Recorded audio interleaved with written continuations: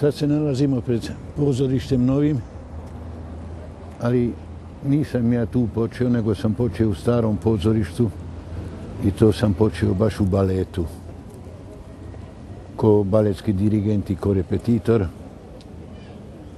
A repetitor, to je dobra stvar jer naučiš cijelu koreografiju i poslije lako pratiš ansambl i to sam se sam uverio u to. A radovao sam se i tome što radeći u baletu to je bio deo i simfonijske muzike.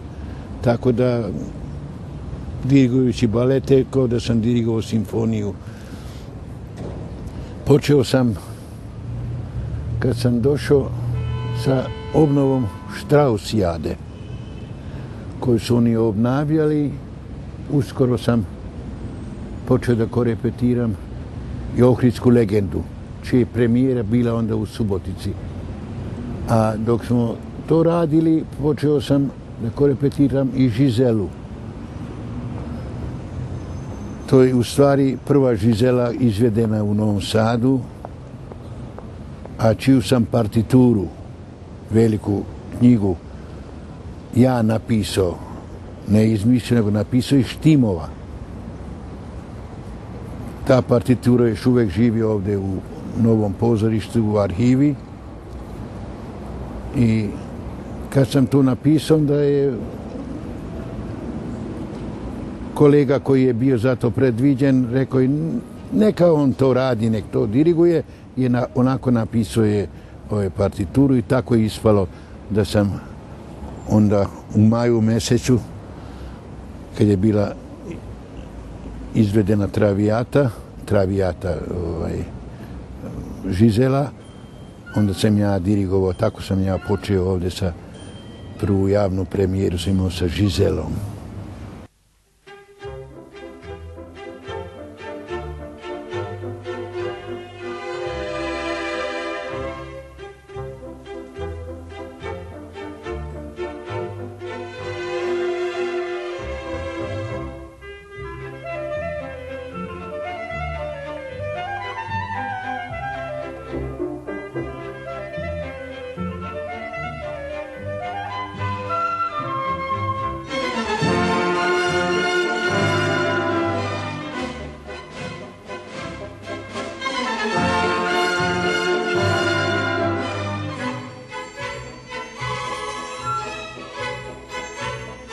Balet je imao baš svoju baletsku publiku koja je, ja se sećam predstave Vragolanka koja se često izvodila, da je jedna gospođa sa jednim malim detetom sedela na svakoj predstavi.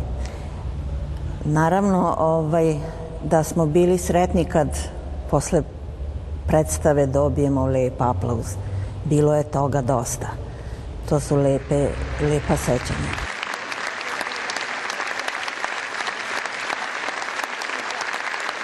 Ta želja za igrom, taj entuzijazam, to uživanje u igri, to je bilo najizraženije kod ovog ansambla, zahvaljujući upravo ovim ljudima koji su tim baletom rukovodili. Tu sam ja imala sreću, jako veliku sreću, jer je Marina Olenjina od svih u baletskoj školi zapazila mene i Olgicu Radonjić, koja nažalost nije igrala posle toga, i zacrtala da ja moram u pozorište. Mogu da kažem da je meni velika čast i radost što sam ja tako bila od nje odabrana i pre nego što sam završila baletsku školu, ja sam već bila angažovana. Ona je, ne znam šta je videla u meni, ali me cenila verovatno jako po tome što sam bila radnik. Pa se dešavalo, Marina Olenjina je kažnjavala neposlušne time što ih je naterala da moraju da dođu u nedelju ili u neradni dan da vežbaju. A ja sam pitala da li ja smem da dođem na te vežbe. I to je naravno njoj vrlo imponiralo. Pa onda me upotrebila da jedi ove starije solistkinje koje su imale ulogu kao ja ću to igrati. Još nisam bila zrela za to, ali je meni koristilo jer sam sve učila. Ja sam stvarno jako puno radila i nije me žao. Ovde na ovom mestu gde upravo stojim, u centru grada Novog Sada, bit će postavljen spomenik balerini Marini Olenjinoj. Marina Olenjina je osnovala balet Srpskog narodnog pozorišta 8. marta 1950. godine. 3 meseca kasnije, 25. maja, održana je prva baletska predstava Šeherezada.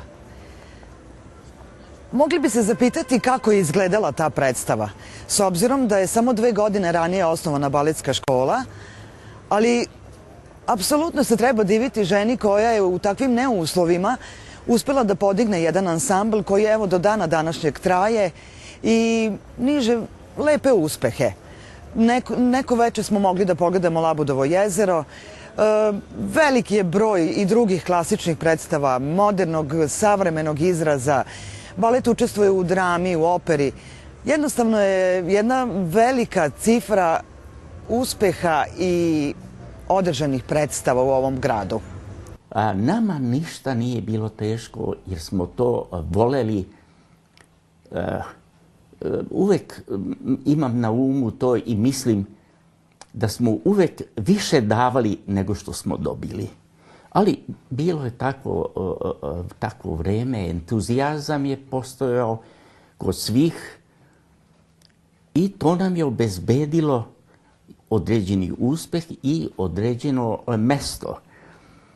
Ja ću samo da vam spomenem, recimo, to je ubistveno šta smo radili, ne samo ja, nego i drugi su radili. Ja sam takvo jedno vratolomije napravio u Silvi, igrao sam onog šumskog boga i tamo gde su zavese bočno postavili su jedan praktikabl 2 metra visok, a 4 metra tamo ne vidi se to iz publike i ja pravim zalet, ta 4 metra i letim do sredine pozornice. Skok, padam tamo, a pokojni Vuković koji je bio inspicijent, a pišta radi ko zavese, oni su bili spremni tog trenutka da zatvore zavesu. Polomit ću se, nogu ću ili nešto će se desiti, a bilo je moguće. Jer se svašta dešavalo. Hvala Bogu, ja sam to preživeo. Ali kako sam doživeo i preživeo s mojim mirom, To moram ja da ispričam. Ajde, ispričaj, molim te. Ja se znojim kad se toga setim. Igrala sam značajnu neku u triumfalnoj sceni opere Aide ulogu.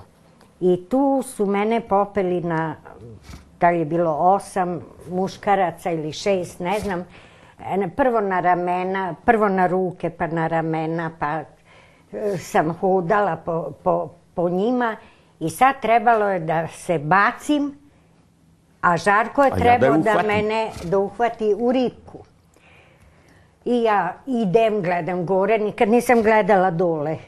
I ja skačem i čujem u publici. Mislim, šta je sad?